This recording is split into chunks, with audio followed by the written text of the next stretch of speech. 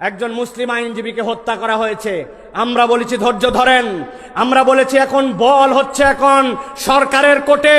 আপনি যদি ঠিকঠাক মতো খেলেন তাহলে আপনি রেহাই পাবেন, কেননা 15 কোটি মুসলমান এই দেশে রেফারির ভূমিকায় আছে। আর যদি ফাউল করেন তাহলে কিন্তু আপনার খবর আছে। আমরা আমাদের জনগণকে সব সময় শান্ত থাকতে বলি। সবচেয়ে বেশি ধৈর্য ধরেছে মুসলমানেরা, কিন্তু কতগুলো উগ্রবাদীরা আজকে মুসলমানদের টেস্ট নিচ্ছে।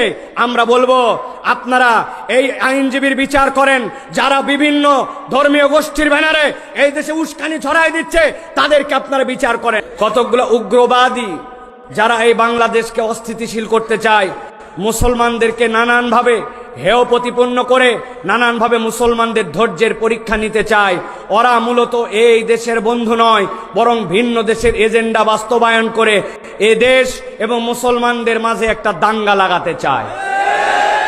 আমরা তাদেরকে হুঁশিয়ার করে বলে দিতে চাই, আমরা বরাবর এই তৃতীয় স্বাধীনতার পর থেকে অনেকে এইটাকে বলেন দ্বিতীয় স্বাধীনতা। না, আপনি দ্বিতীয় স্বাধীনতা যদি বলেন তাহলে 1947-এ যে দেশ ভাগ হয়েছিল ওই ভাগের ভিত্তিতে যে আমাদের মানচিত্র, এখনো আমরা ওই মানচিত্র নিয়ে আসি।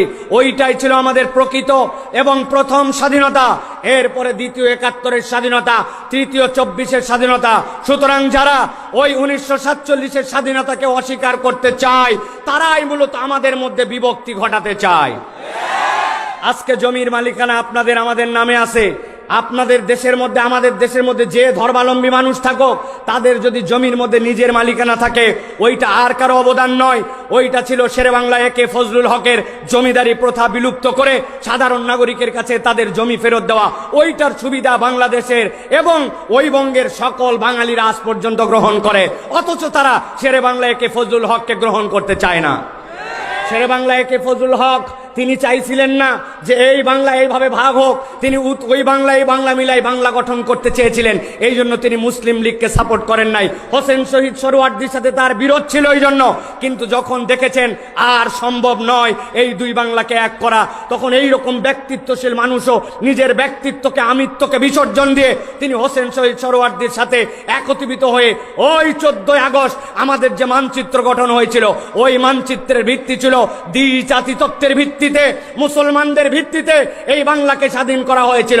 সুতরাং আপনি ওইটাকে অস্বীকার করে খালি 71-এর গান গান, ওইটাকে অস্বীকার করে খালি 24-এর গান গান, এটা যারা করে তারা নব্য বুর্জোয়া নব্য জমিদার তত্ত্ব এদেশে প্রতিষ্ঠা করতে চায়। তারা মুসলমানদের ইতিহাসকে আমাদের কাছ থেকে মুছে দেওয়ার ষড়যন্ত্র করতে চায়, ঠিক কিনা?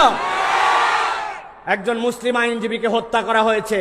আমরা বলেছি ধৈর্য ধরেন, আমরা বলেছি এখন বল হচ্ছে এখন সরকারের কোর্টে।